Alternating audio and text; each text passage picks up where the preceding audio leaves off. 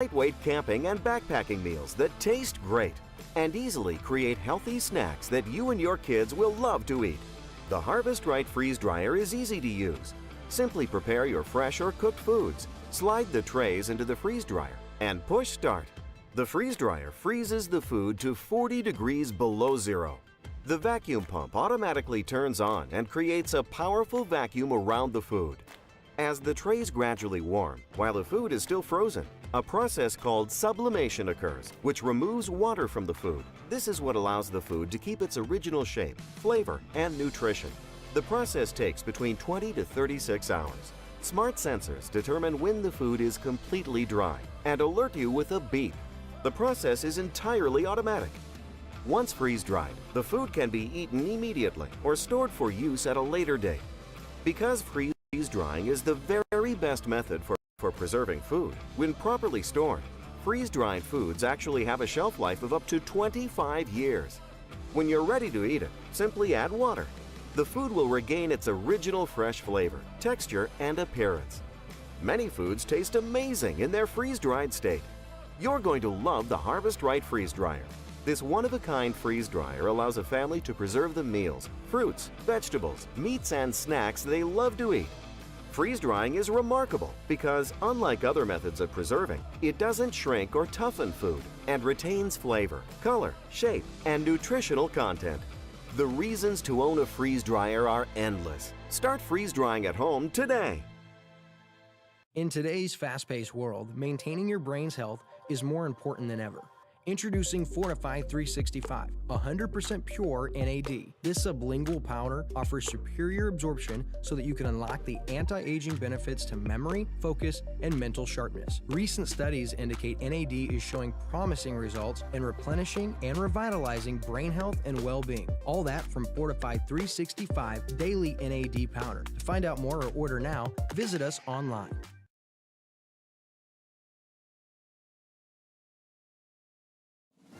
WVW Broadcast Network is pleased to present the Ivan Raiklin Report with retired Lieutenant Colonel of the Green Beret, Ivan Raiklin.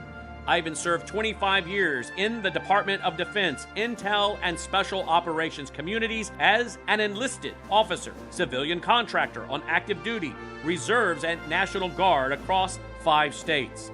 Most recently, he was an instructor at the Joint Military Intelligence Training Center, teaching the U.S. intelligence intel community and international partners about intelligence analysis, national security, and multinational operations.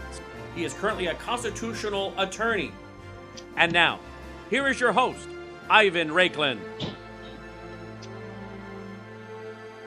All right, what's going on, guys? I am here in the Raiklin Studios. Just to let you know, I'm going to be actually changing the way things are going to be setting up in the background here. Hopefully, I'll be finished up today for tomorrow's show. Looks like we're trying to get a little bit more professional with every single day of the Raiklin Report. I'm being told that there's much more demand for the content that I'm putting out. So I have to kind of balance from jovial podcaster Ivan Raiklin to a more professional Raiklin Report. So bear with me as we quickly transition. Having said that, today was a pretty big day.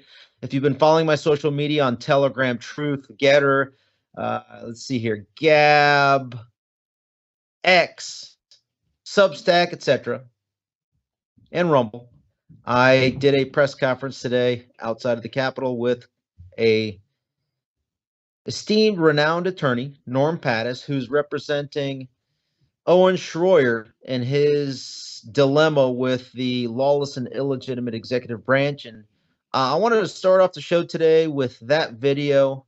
It's about 12-minute clip of the press conference that we had outside just before we went into the hearing before the Judiciary Committee in the House of Representatives as they grilled the director of the Bureau of Prisons, and then we'll play a couple of clips of the highlights of that particular hearing with a little bit of analysis. So let's go ahead and tee up the press conference we did before going into the hearing.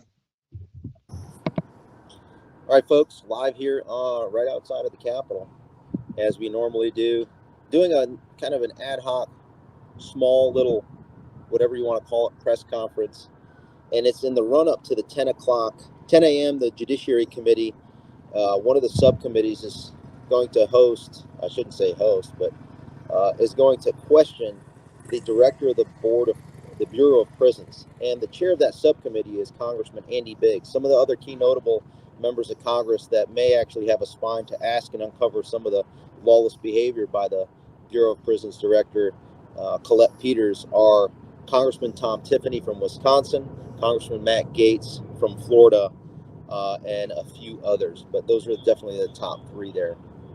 Now, with that, I wanted to really highlight three particular inmates throughout the country. And this doesn't mean that all the other inmates that where their First Amendment is being violated, due process is being violated, and basically all policies and procedures within not only the Department of Justice, the Bureau of Prisons, but probably the actual prison itself, they're being violated because the DOJ is still being used to weaponize against those political opponents that are in the best position to expose the corruption of the very DOJ that has weaponized themselves against them. So three individuals I'd like to highlight are John Strand, who's being held in political captivity at FCI Miami. Also, Owen Schroyer, a journalist who's being held in captivity as a political hostage at FCI Oakdale, which is in Congressman, Speaker of the House now, Mike Johnson's district. And by the way, FCI Miami is in Maria Elvira Salazar's district, Congresswoman. And then the third one is Joe Biggs. And I'm going to touch real quick upon John Strand. It appears as though I'm hearing that Congressman Matt Gaetz is all over that particular issue.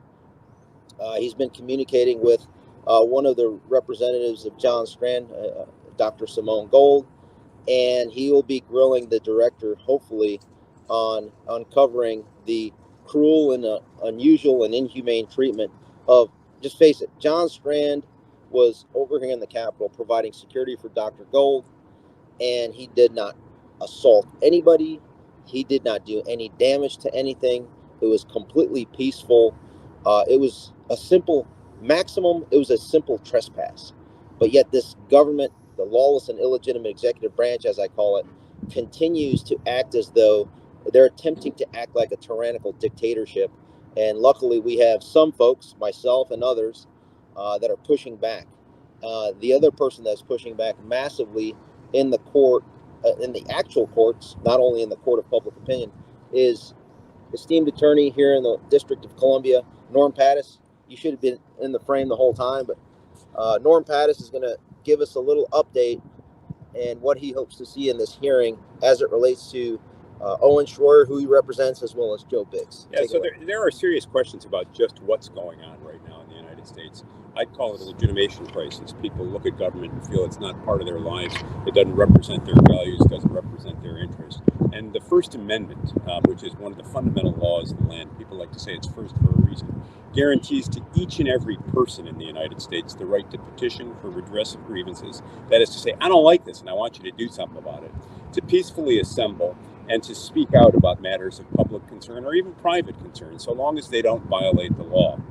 The government has taken a view of the First Amendment right now that should chill each and every one of you, where you sit, where you sleep, where you live, because what you think is under attack. Let me talk first about the Owen Schroyer case. Owen Schroyer, as many of you know, works with Alex Jones on InfoWars. He's an afternoon host. He does something called the War Room. He's opinionated. He's outspoken. Love him or hate him, I support his right to say what he wants, when he wants, at the time he does it. And if there are legal consequences, that's what courts are for. It's not for Congress, it's not for the Department of Justice to put their thumb on the scale. Owen was present in the Capitol on January 6th, but in the weeks and months beforehand, he spoke out on InfoWars. He spoke out and said, stop the steal. He spoke out and said the Chinese communists are trying to stage a silent coup. He spoke out and said, we the people are losing control of institutions that define our lives. And he said, I'm angry about it.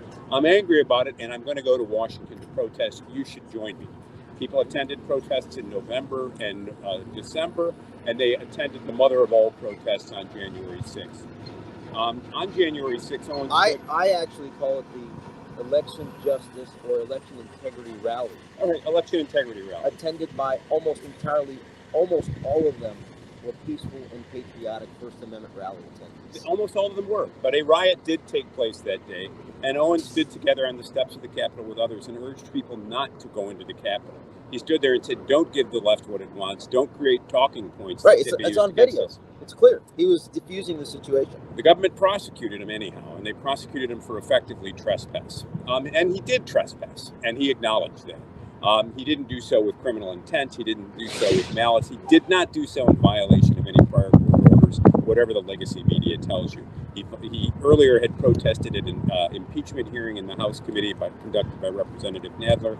He was ousted. He was prosecuted. He was told to do some community service. The government lied in its sentencing memo later in the case and said he hadn't done the hours. They did. Even Judge Kelly acknowledged that. But here's what happened in the Owen Shorter case.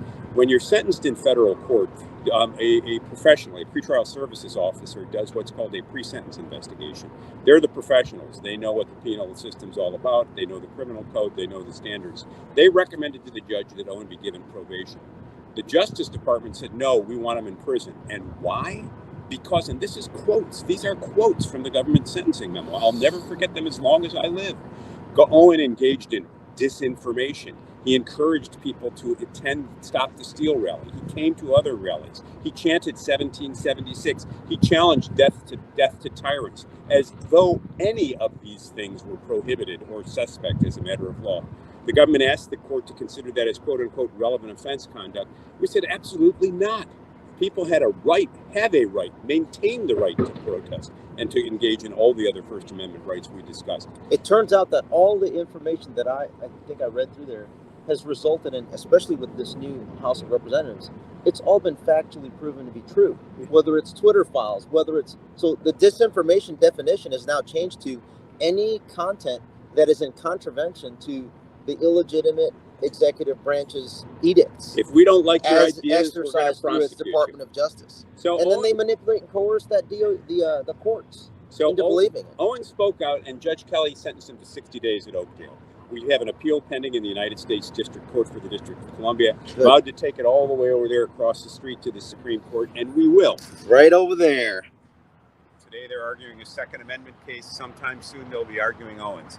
In any case, he goes to Oakdale, a prison in Mike Johnson's district in Louisiana, and he initially is set in isolation, as they do all prisoners, as a COVID protocol.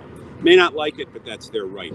He's released. The day he's released, he uses the phone to contact me and to contact his colleagues. And in the contact with his colleagues, which was recorded, he talked about his gratitude for his supporters, his hopes for the nation, his desire to be back on the air soon. And he said he might try to do something that he did, as far as he knew, had never been done before. He might try a live broadcast from the prison. Within hours, he was placed back in solitary confinement. For what? For a phone call? For their definition of disinformation, meaning truthful content that exposes their lawlessness and corruption. Maybe, I don't know, because I've written to them and asked for an explanation. They've acknowledged my contact and said, we'll get back to you when we have somebody with more information. To date, they haven't. I've not heard from Owen. Yesterday, someone posted that they had received a tip from someone, I don't know where, that Owen was going to be held in solitary for another 30 days. He'd been moved to a new building. Don't know if that's true. We're trying to reach out to get to Owen. We're trying to avoid going to court. Today, I'm here to talk to a couple congressmen privately, if possible, about Owen's case and to ask them to ask the DOJ, what in the hell is going on here? Because here's why. There's an even bigger story that hasn't been reported yet, and this relates to the sentencing of Joe Biggs and other members of the Proud Boys. Prior to their being sent to prison, the Bureau of Prisons did a scoring. It looked at what their risk factors were and determined, I'm told, that these individuals should go to a low security camp. They were no threat to national security. I'm told that the District of Columbia's District Attorney's Office put their thumb on the scales and said, no, we want them in a penitentiary. We want harsher conditions of confinement. I'm told that this was U.S. done, Attorney or D.C. District? The D.C. District Attorneys. I'm told that the thumbprint of the head of the office is on that. I want congressmen to call Matthew Graves of the district attorney's prosecutor's office before them and asked whether the same DOJ that prosecuted these guys and looked for way too much time. We joke in my office, Judge Timothy J. Kelly is halfway Kelly. He has a tendency to give the government half of what they wanted. They wanted 34 years for Joe Biggs. Probation said 10 years would have done it. He gave 17 or 32 years, I think, for Biggs. We're told that the same Justice Department that did that, the same Justice Department that tried to classify and succeeded in getting them classified as terrorists for destroying a $32,000 fence. That's what that was all about. We're concerned that that same Justice Department, which has supervisory power over the Bureau of Prisons, that same Justice Department, we think, has its thumb on the scales of justice. We don't think that's fair. They prosecuted, they were zealous advocates, they got a lot of what they wanted, but not all. It should go out of their hands now because it looks to us like spite imprisonment. Joe Biggs was being held. He was recently moved to a southern prison. His hands were cuffed in box cuffs used against industry standards for the use of those. He lost circulation in his hands. He doesn't have regular contact with his families. Another one of the Proud Boys has been banned or barred from use of a library. Is information power? Will what you read set you free? Listen, people, I'm telling you straight up, there is a battle going on for the soul of America, for the hearts and minds of Americans. And if you value freedom of speech, you got to stand behind Joe Biggs. You got to stand behind the others who are being prosecuted, and groups like Condemned USA, which has stood by to raise funds for these guys to help support them, their families, and yes, their counsel.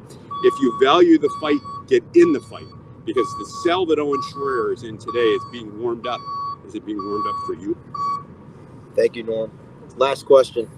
As we walk into the Rayburn building to sit in that hearing, what is your ideal outcome of the hearing? Hard questions and a BOP that goes back and says Congress is watching. And hopefully notice of another hearing where Matthew Graves is called in to ask her questions about who is pulling the levers of power in the BOP, and are these men being treated as political prisoners rather than as mere prisoners? And I know that was the last, I guess it was the penultimate. What would be your statement to the new Speaker of the House, Mike Johnson, and the Chair of the Judiciary, as well as the subcommittee chair, Andy Biggs, if you had him in the room with you? Congressional oversight is significant, never more so than when prosecutors use their unreviewed discretion to bring charges, to ask for sentences, and to affect how people are incarcerated. These are political prosecutions. A close look needs to be taken, and the Justice Department, for all its rhetoric at trial about being held accountable, needs to be held accountable because there are political crimes taking place under your watch, Congressman. What are you going to do about it? Let's go do Citizens Overwatch and representing your client, and I'll continue to deep state maraud. Thanks. And if you want to know what type of questions might be asked at that hearing, go ahead and read my Substack, because I sent those out to several members of that committee.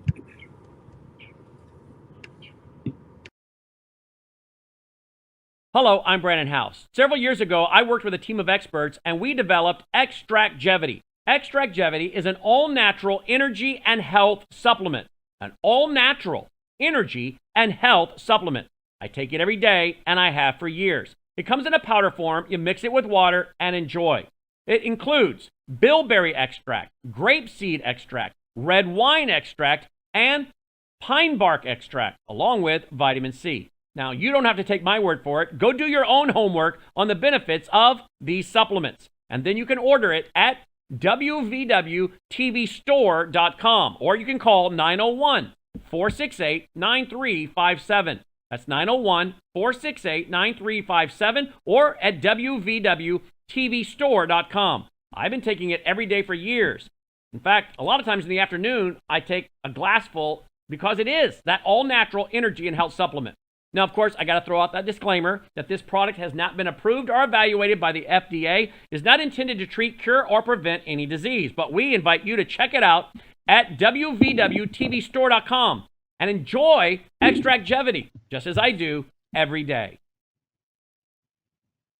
All right, we are back. So you just saw the press conference, or I guess it was an ad hoc press conference that I did with not Congressman, but Attorney Norm Pattis, who represents Owen Schroyer. You heard the details of what's going on with Owen. Luckily, we have, as we walked into that hearing earlier today, right after that press conference, we walked in and had an opportunity to briefly engage with Congressman Matt Gaetz' staff. And a few minutes into the hearing, after the lawless and illegitimate DOJ's representative, which is known as the director of the Bureau of Prisons, Colette Peters, gave her opening statement, Congressman Andy Biggs, who chairs that subcommittee, handed it over to Congressman Matt Gaetz, whom he has been very consistent in supporting the interests and the will of we the people. I'm very impressed with he just continues to perform at the highest level, and I wish more members of Congress took his lead. But we are getting some massive progress in the House. We've upgraded speakership because of Congressman Matt Gaetz, and he is addressing some critical issues, particularly two individuals, one being John Strand, who is currently stranded, and no pun intended, and a political prisoner or political hostage at the Federal Correction Institute in Miami, who is in the district represented by, not a fan, Congresswoman Maria Salazar. And then also the second one is Owen Schroyer, which is held in captivity within Speaker Johnson's congressional district. So let's listen in to Congressman Matt Gaetz as he addresses the weaponization of the DOJ after they criminalize and prosecute J6 political hostages.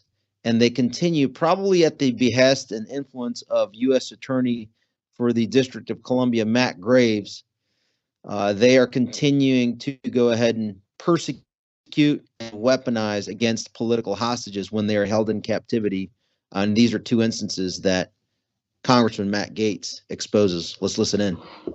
And now I recognize the gentleman from Florida, Mr. Gaetz. I was very heartened by your discussion of site visits to our prisons to get firsthand understanding of what's going on there.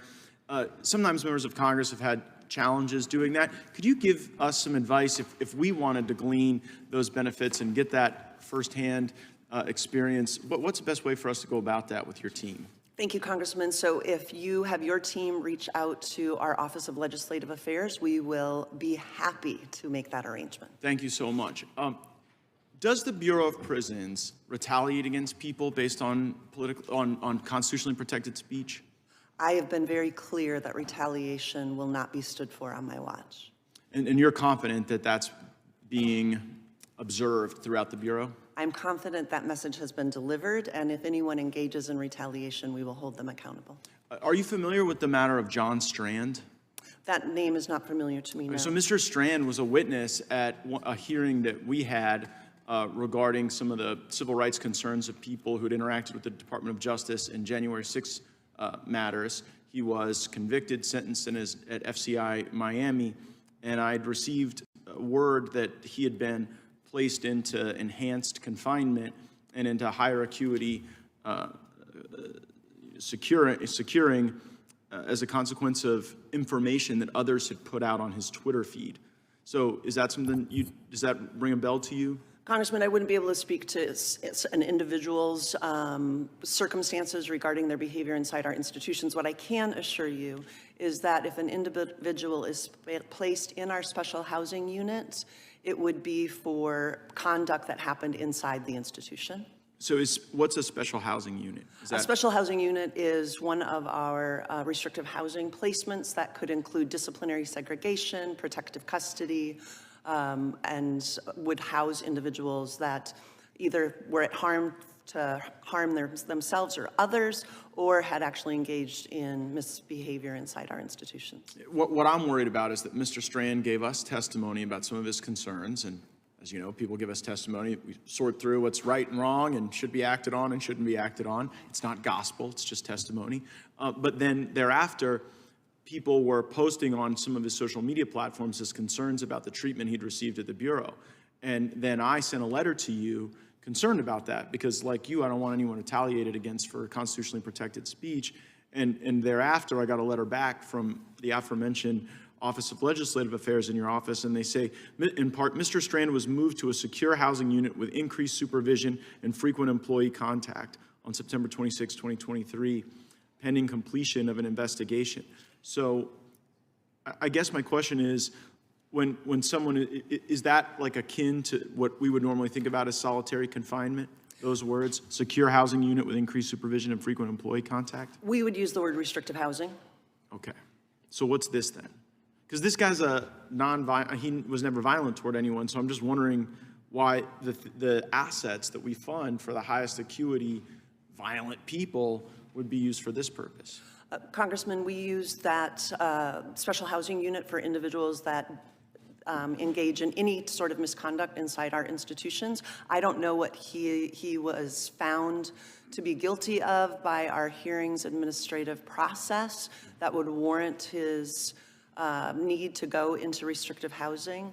But I assure you, we have administrative processes that people have to go through before those placements actually occur. Yeah, I get that you can't know the conditions of every single prisoner throughout the Bureau. This is one I've ripened and sent to you because I am worried that throughout our Department of Justice and what we've endured, that there are some people who are sort of being used as pawns, and they're being mistreated in order to send a message to other people. And I'm grateful that you've said here that is not your doctrine. You don't want to see that happen, but you also haven't been able to share with us an entire confidence that that isn't happening in some cases. And I'm worried that it's happening here. Have you heard of the matter of Owen Schrayer? No, that name is not familiar to me. Very similar fact pattern. You know, somebody who'd sort of spoken out, was prominent in the public, was convicted as a consequence of activities on January 6th, and now feels as though there's specific Bureau of Prison retaliation. I don't think any group of people should be retaliated against, so I look forward to taking you up on the offer to perhaps go in and do some site visits and see how people are being treated and get that information directly. So I hope I get prompt cooperation from OLA. I thank the chair and I yield back. Thank you, Mr. Gates. All right, just a little summary there as you listen in. Congressman Matt Gaetz, in an act of leadership as he's been presenting, basically since I've been tracking him, definitely during this 118th Congress specifically, leadership is by actually doing things. So one, he's exposing the criminalization and the weaponization of the Department of Justice. The next thing that he does, and he's already indicated and done this in the past, where he actually physically went to the DC Gulag.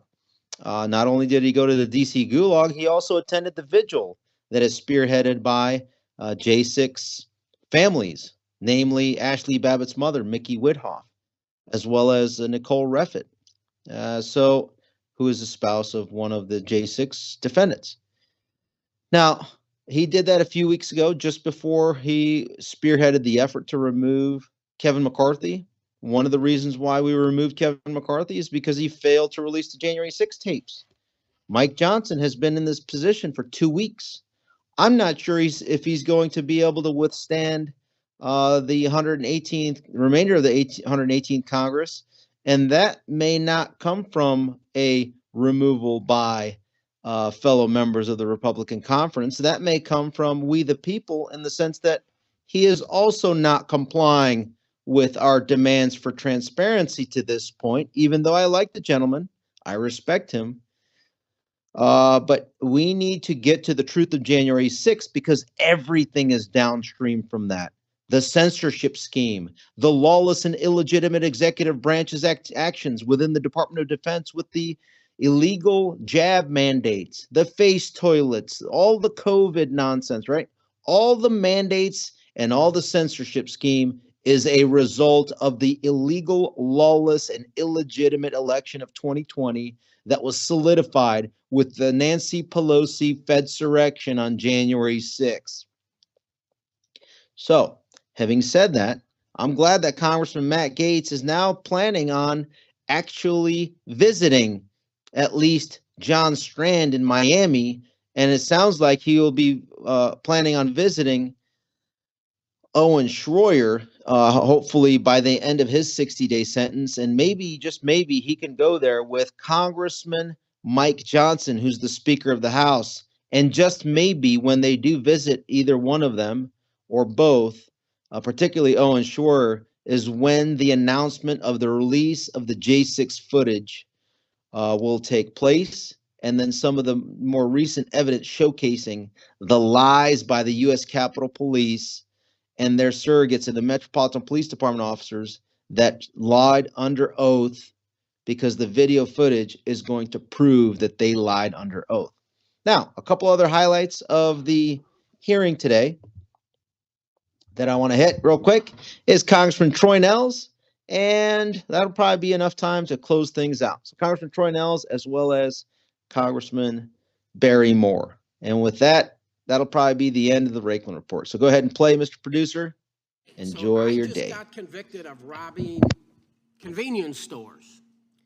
And all of a sudden I go to court and they convict me and I'm going to prison. And now instead of saying my name is Troy Nehls, I'm now going to say my name is Susie Nehls. And I am a woman, right? I just make that claim. At what point in time during this spectrum will that allow me then to release the bull into the pen of heifers? So, Congressman, in this scenario, I suspect you're talking about producing a false claim, and that. Well, whatever. I mean, how can you deny it? I believe I'm a woman now. But what would happen then is it would trigger a very complex, serious evaluation from degreed medical doctors and psychologists who would conduct an evaluation based on your gender identity. Have we released, to your knowledge, have we released anybody that has not gone through the transition into the pen of heifers? Have we released them? Sorry, sir. Yes, if I say I'm a man, I'm a woman now, and I haven't had any surgeries up to this point, maybe I'll get them while I'm in prison, because I'm assuming we're paying for those, right? We have paid for 2 gender-affirming surgeries. Hey, 2. So once you start, you're going to continue. You ain't changing that, right? There are 5. I mean, look at this guy. This is an interesting guy, folks. Look at this guy. His name is Peter Langen. He got long hair. Look at this guy. He looks like a bad guy. He's a bad guy. He's a Nazi, ex-Nazi terrorist. He's a bad hombre. And this guy wants to be referred to as Donna. Do your employees, do you require them to say, call this guy now named, he must be called Donna? Congressman, no, and in fact, in order to produce a name change. Well, he's suing you all because he's claiming that his 8th Amendment rights were violated for not being provided gender-conforming surgery. For the people at home, this man is an ex-Nazi bank robber. In June, his lawsuit was settled, and I'd like to know whether this means that inmates now have the 8th Amendment right to sex changes. Are we paying for guys like this who are just sick? We send them to prison, we're restricting their freedom, and now this guy says he wants to be Donna. I suppose I understand why he'd want to be Donna, because you want to release this guy into the pen of heifers. You're releasing the stud into the pen of heifers is what you're doing. Isn't that what a guy would want to do? If I'm going to prison for 10 years and you're restricting my freedom, I guess I would want to go to the prison where the ladies are. Wouldn't you suggest that? Wouldn't that be a good idea? And if you're allowing that to take place through this process by talking to these shrinks and these guys, I'm going to convince you I'm a woman, and I'm going to enjoy 5 years in prison. Matter of fact, half of them would probably say, don't even release me on patrol. I'm having too much fun here. I'm having too much fun. It is disgusting, quite honestly, what we've done to our country. Biden, 3 daughters, I have some real issues. They're very troubling. You can do better than that. I yield. Thank you, Mr. Nell.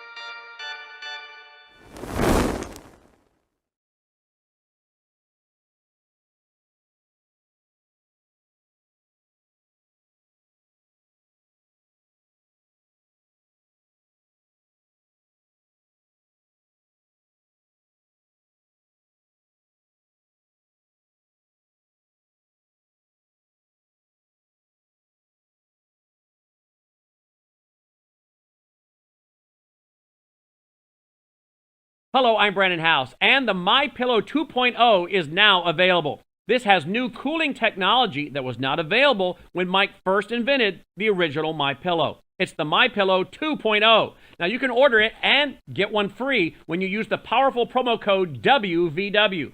You not only get savings when you use that promo code at mypillow.com, but a generous percentage of each purchase comes back to keep the free programs rolling here at WVW TV. So we all benefit when you shop at mypillow.com and use the promo code, please, WVW.